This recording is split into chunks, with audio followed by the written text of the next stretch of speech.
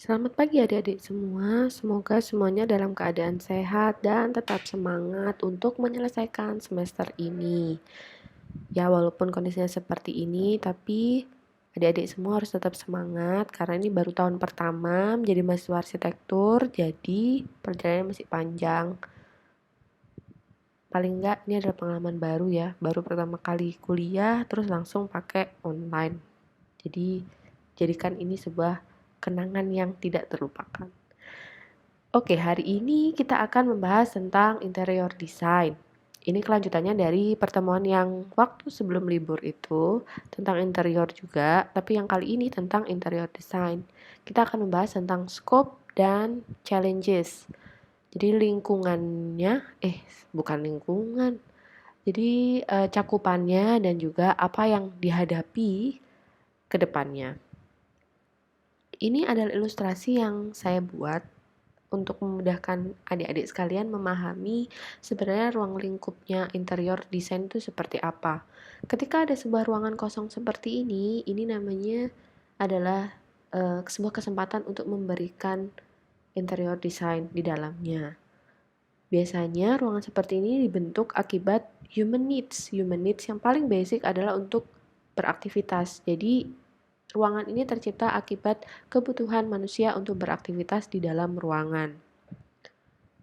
Dalam beraktivitas, manusia tentu membutuhkan alat bantu seperti furniture, lampu, kemudian apalagi ya? Jadi karpet, ya termasuk furniture sih. Jadi hal-hal seperti itu yang membantu manusia untuk melakukan aktivitas dalam ruangan. Dan itu semua itu ditentukan oleh interior designer. Akan tetapi, apa sih sebenarnya yang menjadi basic atau dasar ukuran mendesain itu? Nanti kita pelajari.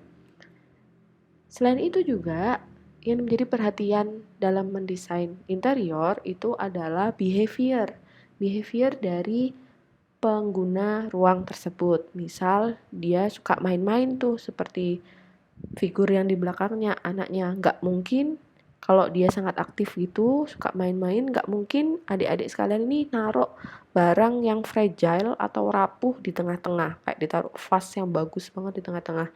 Itu akan sangat berbahaya buat dia. Makanya ruangannya harus kosong yang di tengah.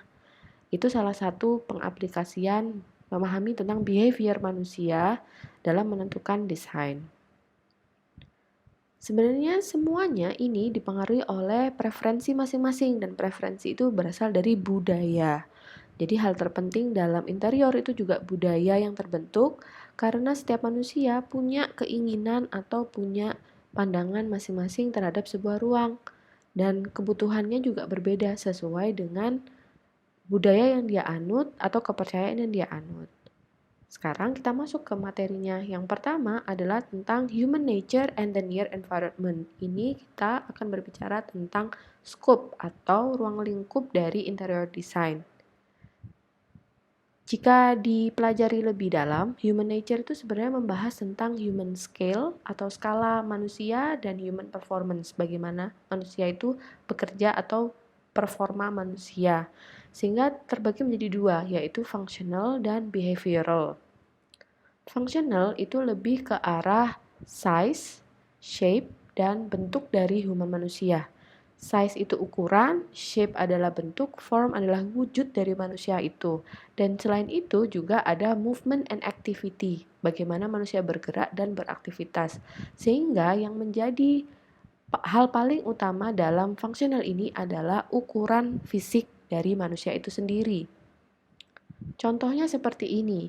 Kalau adik-adik pernah dengar Le Corbusier, itu dia pernah menghadirkan yaitu sebuah ukuran manusia yang disebut modulor. Ini adalah modulornya. Jadi ukuran manusia, tinggi badannya dan lebarnya seberapa itu seperti ini. Jadi proporsi manusia. Dan itu semua berasal dari anatomi manusia yang seperti ini nih. Ini cuma digambar untuk orang arsitektur dan interior. Kemudian ada juga studi ukuran bagaimana manusia itu berdiri, angkat tangan seperti ini, berdiri biasa, kemudian nyandar segini aja nih, terus dua tangannya sendeku kalau orang Jawa bilang. Terus habis itu menyangga seperti ini, duduk dengan meja atau dengan armrest, duduk biasa, dan duduk di mana dengkulnya itu lebih tinggi daripada pantatnya. Jadi ini tuh semua ada ukurannya, dan itu karena dikaji dari segi fungsional. Kemudian kita membahas tentang segi behavioral. Yang dipentingkan di sini adalah humans act, bagaimana manusia itu berkegiatan. Biasanya berhubungan dengan dua hal, psikologi dan sosiologi. Kalau psikologi itu berhubungan dengan mental processes atau mind processes. Jadi hubungannya sama bagaimana manusia itu berpikir, menggunakan otaknya untuk menyelesaikan sesuatu. Sedangkan kalau sosiologi itu bagaimana dia menanggapi kehidupan sosial atau bermasyarakat. Ini adalah salah satu contoh bagaimana manusia itu dianalisa dari pola pikirnya. Kalau adik-adik lihat, ini ada 4 kuadran. Ini adalah kayak personality test gitu, yang tipe lain. Jadi ada yang ini task focus, people focus, ada reflektif, dan ada aktif. Orang yang aktif itu suka menjadi center of attention. Jadi biasanya dia suka banget duduk di tengah. Kalau orang yang gak aktif, sebaliknya ini reflektif atau task focus, bisa pinggir ke sini, itu biasanya orangnya suka gak berani di depan umum, sehingga dia akan lebih memilih tempat-tempat di pojok. Nah, hal-hal seperti itu tuh yang menjadi tugas interior designer untuk memahami dia harus meletakkan kursi nyaman atau individual di mana, kursi kelompok di mana. Itu berasal dari bagaimana manusia berpikir dari segi psikologisnya. Kemudian ini adalah yang namanya studi sosiologi. Ini salah satu contoh what roles do students play in bullying situations. Jadi ada sebuah kasus anak kecil dibully oleh teman-temannya. Kalau kalian lihat yang A ini ngapain? Start the bullying and take an active part. Habis itu yang B, take an active part but do not start the bullying. Jadi ini yang mulai. Terus ini ikut bully. Terus ini cuman mensupport tapi nggak ikut ini, istilahnya nggak membuli dia dan lain-lain. Jadi posisi-posisi ini yang dipelajari dalam sosiologi, sehingga kalau udah tahu kayak gini nih posisinya biasanya kalau dalam membuli, kita bisa menentukan sebuah ruangan bersama yang tidak mengakomodir bentuk-bentuk ini terjadi. Setelah kita memahami basic dari desain interior, basicnya itu maksudnya adalah bagaimana kita menentukan nanti mendesain dengan interior dengan studi manusia, kita beranjak ke fungsinya. Ada sebuah ilmu yang disebut anthropometrics dan ergonomics. Ilmu ini mempelajari tentang ukuran manusia, anthropometrics. Kalau ergonomics itu ukuran manusia yang saat bergerak. Jadi yang di kanan itu adalah anthropometrics, yang kanan sendiri, yang kanan ini, yang ini dua ini anthropometrics karena dia hanya mempelajari wujud manusianya aja. Jadi ini ada kayak wanita ya berdiri, terus dia kalau hamil juga ukurannya seberapa. Kemudian yang ini ada laki-laki, ada yang tubuhnya kekar, ada yang buncit. Terus ini ukuran ketika manusia mengangkat tangannya ya, ini namanya. Ini pokoknya yang bentuknya seperti inilah. ini ukurannya seberapa. Ini ergonomics. Dan ini juga anthropometric dan ergonomics. Kalau kalian lihat ini ada yang gambarnya agak buram, agak transparan. Ini adalah anthropometrics, di mana dia hanya mengukur ukuran standar manusia. Sedangkan ini mulai ergonomics nih. Bagaimana hubungannya kegiatan manusia ini dengan furniture yang ada di dapur. Baik dia dari jongkok, terus habis itu masukin ke oven, ataupun mengambil peralatan masak yang ada di countertop. Kita lanjut. Berikutnya ini adalah sebenarnya basic dari anthropometric dan ergonomik itu adalah ukuran tubuh manusia. Nah, ukuran tubuh manusia itu ada dua yang digunakan, yaitu statis dan dinamis. Yang statis itu ini, cuman berdiri, ya kayak manusia yang kalian nggak ngapa-ngapain itu aja sih, berdiri doang gitu. Terus habis itu ini termasuk yang sebenarnya bisa dinamis. Yang 2 orang itu ternyata 1100, kalau satunya menyamping 900. Ini ukuran-ukuran statis. Nah, sedangkan ini adalah ukuran dinamis, di mana manusia diprediksi untuk ini tiduran, ini selonjoran, ini apa sih jongkok, ini duduk biasa, ini duduk melipat tangan, terus ini ngambil sesuatu yang di bawah, ini ngambil sesuatu yang di atas, terus memberikan apa itu namanya speech di podium, makan, terus ini ngapain ya dia? Oh, ini kayak bikin molen itu kayaknya. Terus habis itu ini ngelihat layar. Ini setrika yang berdiri, ini setrika yang duduk. Kemudian ini ngapain ya? Cuci piring, main piano, duduk dan lain-lain. Jadi ini semuanya dinamis. Ini bisa menentukan ukuran ruangan dan ukuran furniture yang akan digunakan dalam interior.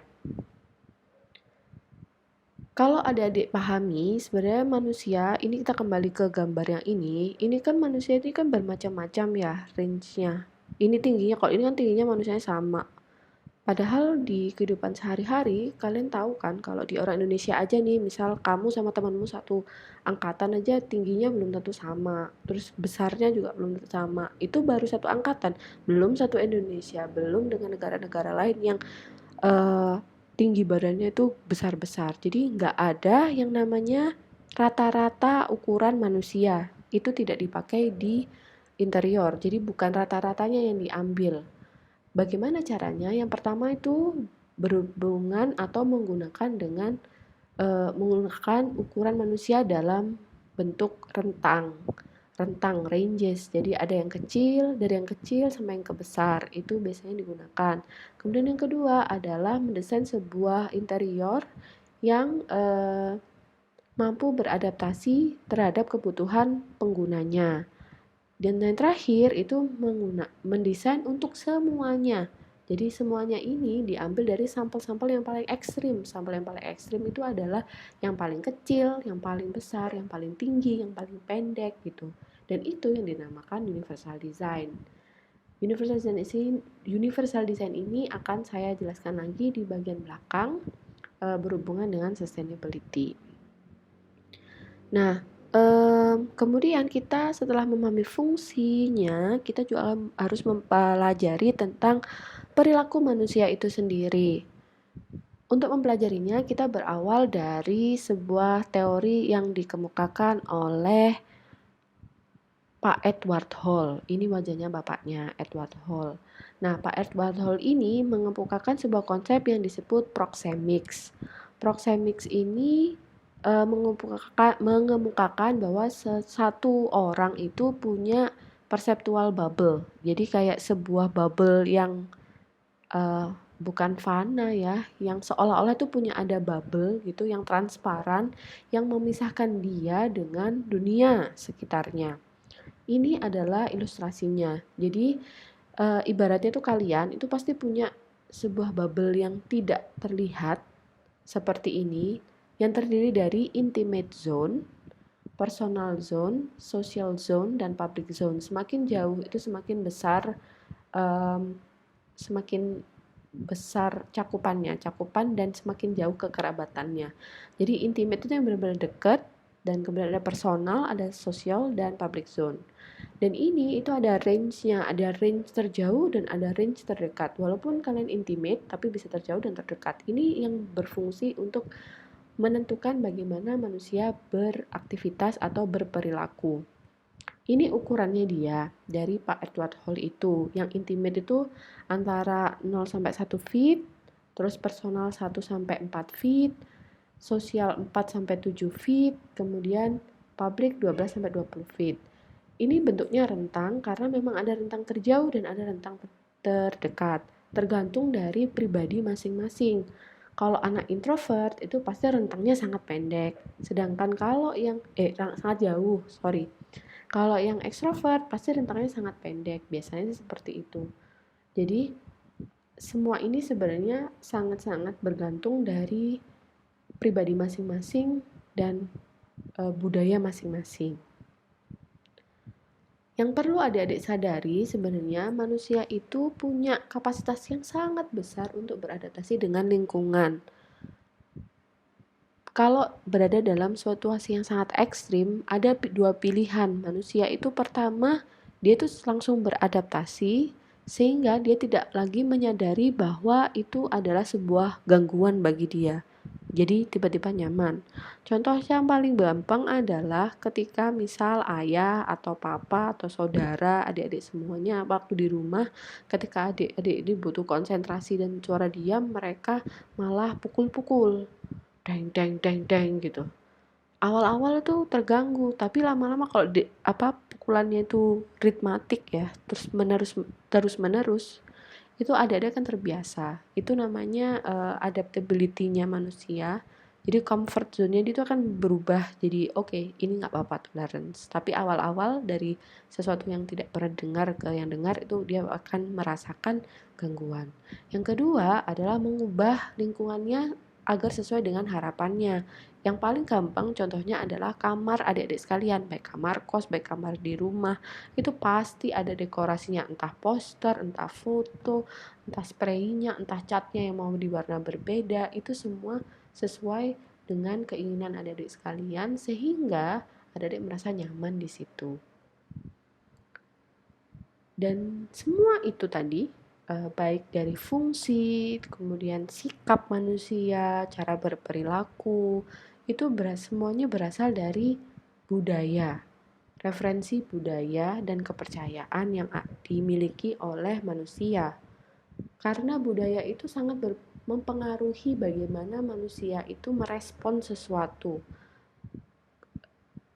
Kalau boleh diartikan, budaya itu adalah pola kepercayaan yang dipercayai oleh orang-orang dalam beberapa kehidupan. Jadi kalau sendirian itu bukan budaya, tapi kalau itu sudah lewat beberapa generasi itu berarti budaya, masuk ke budaya.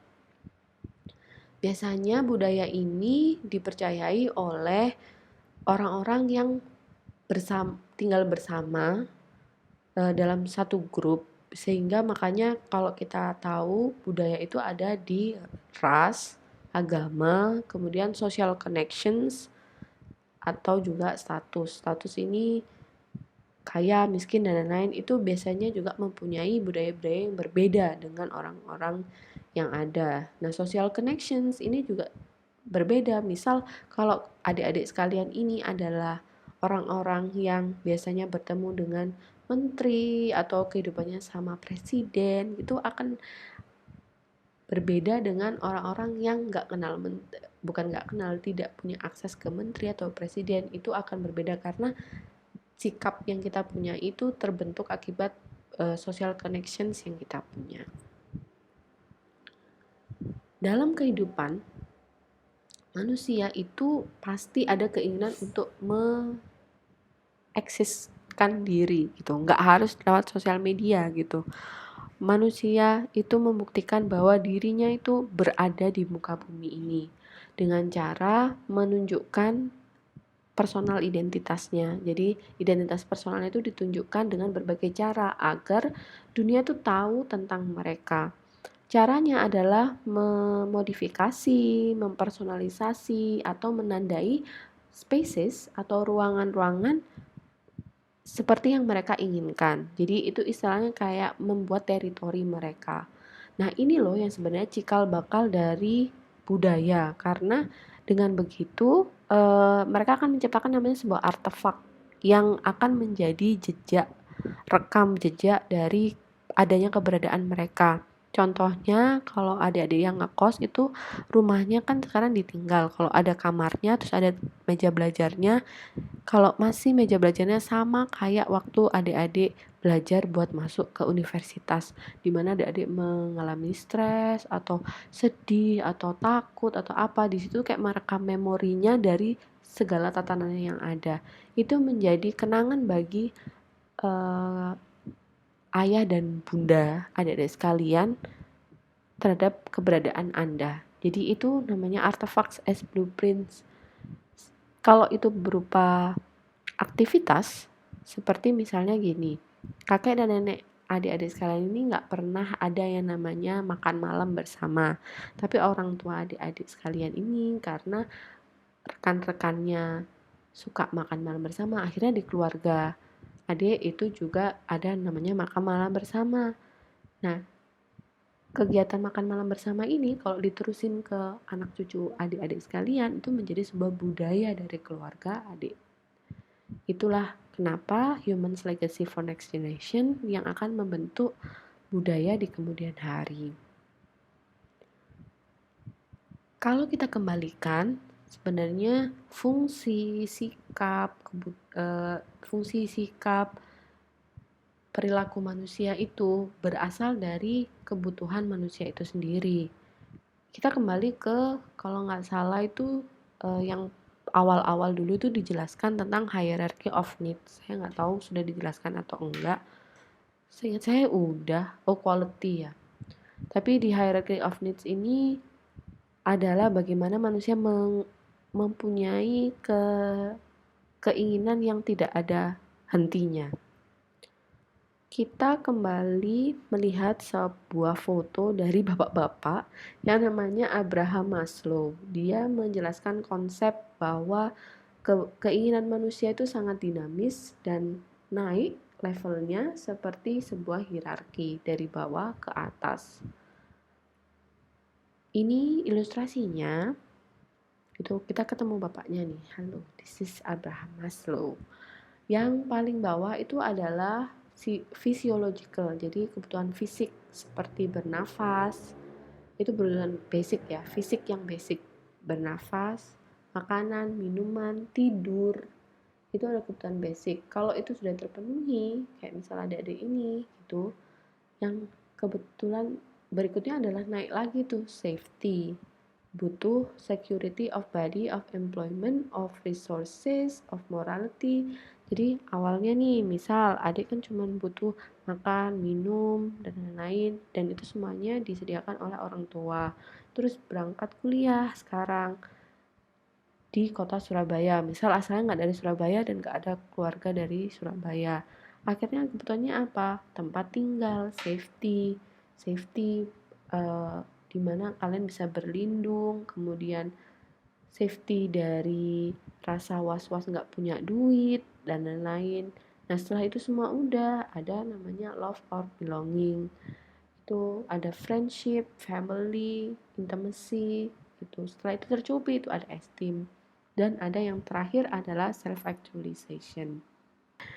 Next kita akan berbicara tentang sustainability and universal design. Saya harap adik-adik sekarang sudah menyadari bahwa sustainability itu mulai diterapkan di lini kehidupan adik-adik. Itu makanya kenapa banyak restoran-restoran fast food yang sudah tidak lagi menggunakan sedotan plastik.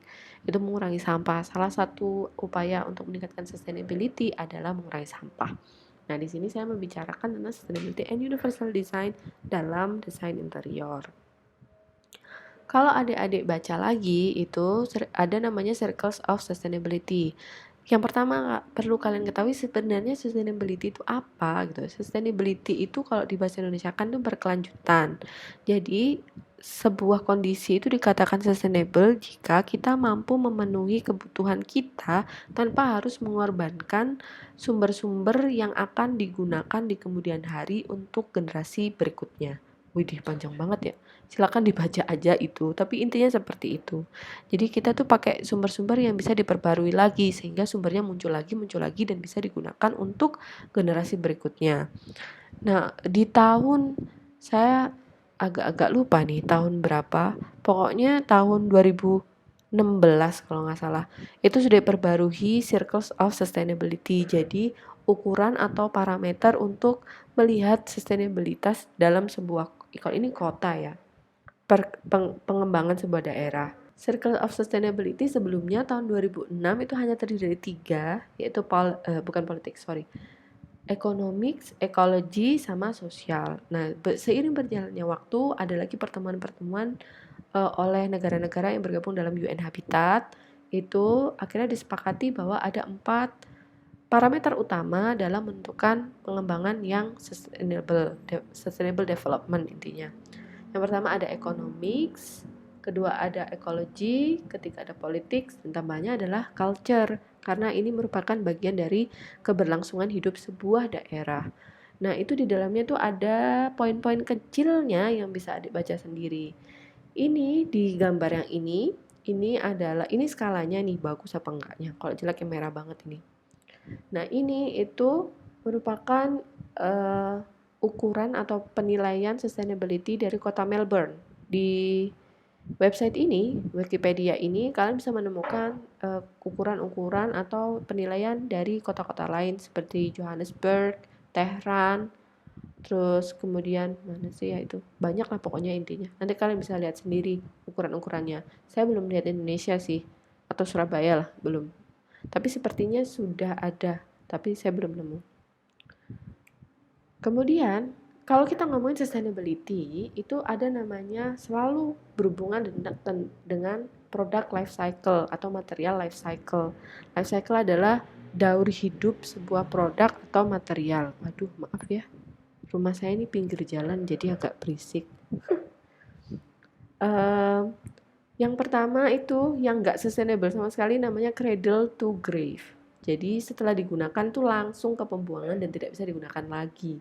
Cannot be recycled.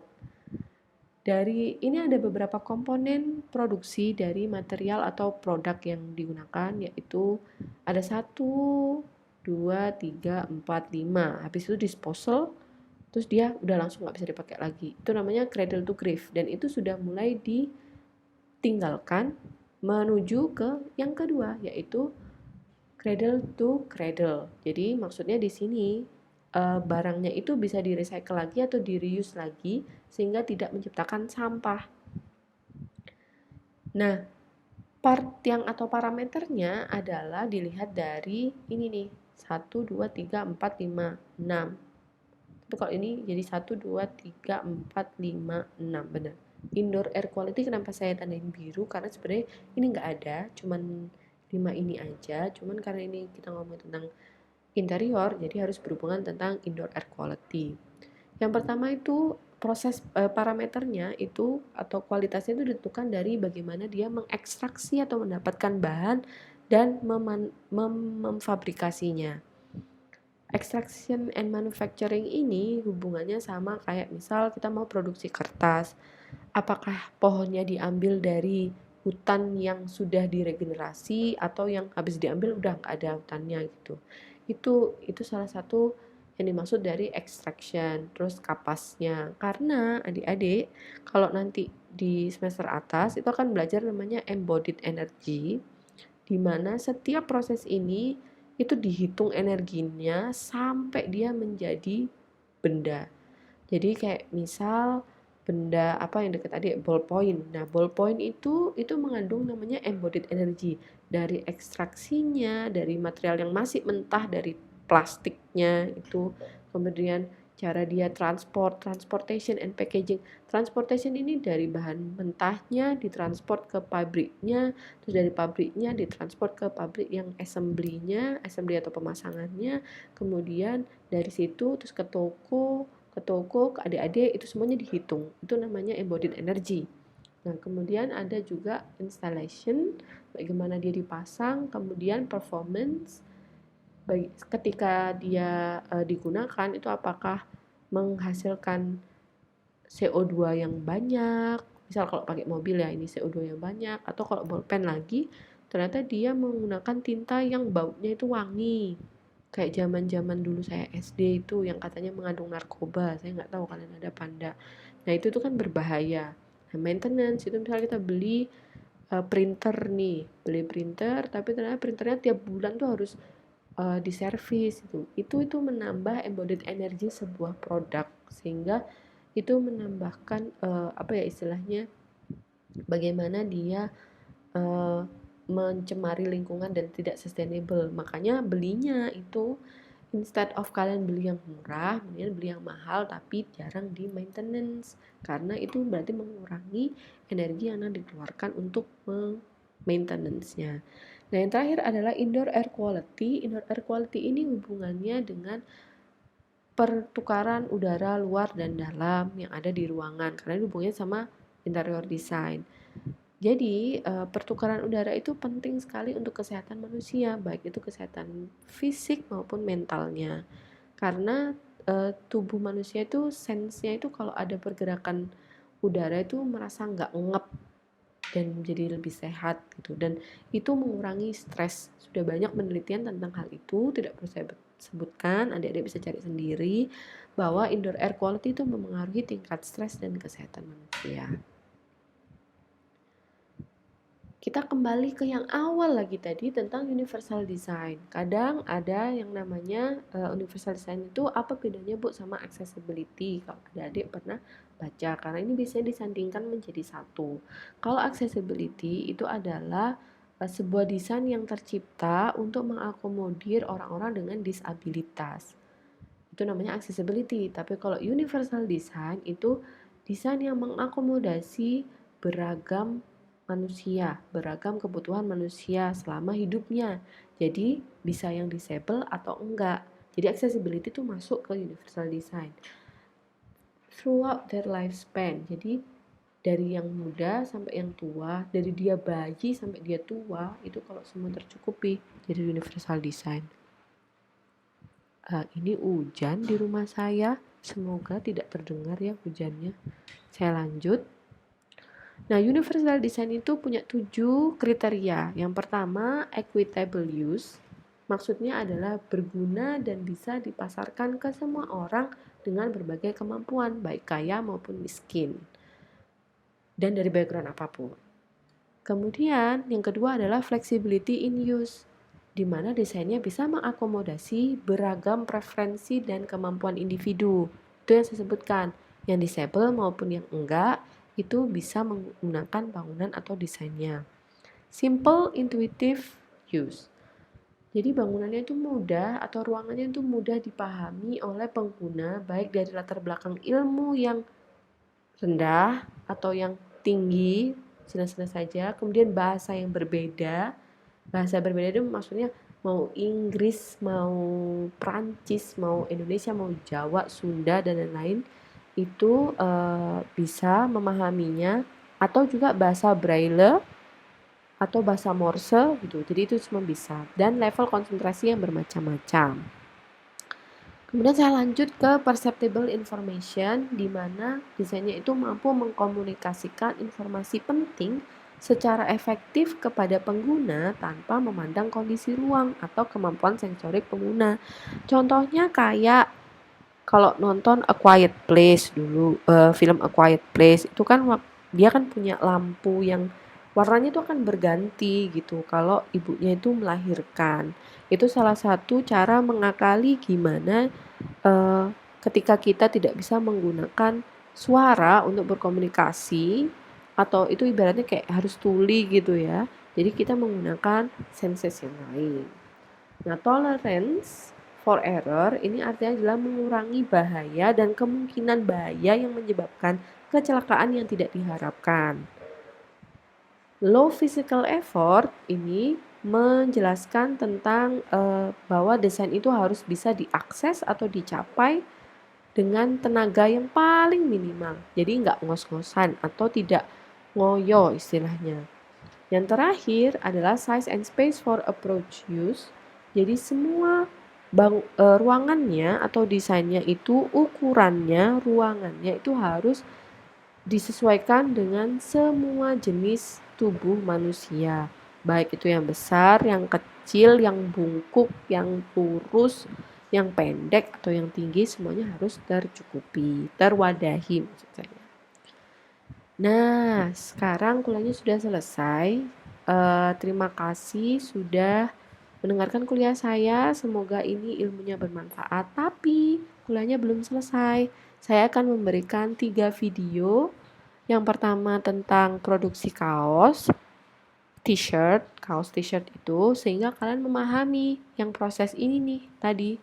Proses ini, extraction and manufacturing, transportation and packaging, seperti apa, itu ada di video tersebut. Ini proses ini. Kemudian ada video kedua itu tentang produk furniture yang mengedepankan sustainabilitas sebagai konsepnya. Dan yang ketiga, video tentang pengaplikasian universal design di sebuah universitas.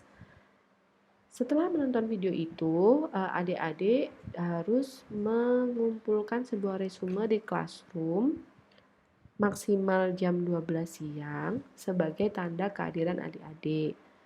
Setelah itu, apa lagi ya? Saya kok sampai lupa nih mau ngomong apa. Oh iya, kan seharusnya selesainya 8.40. Misal kalau setelah nonton video ini dan 3 video yang tadi ada pertanyaan, silakan ditanyakan di WhatsApp, bisa menggunakan teks ataupun voice message sehingga kita bisa berdiskusi dengan cepat.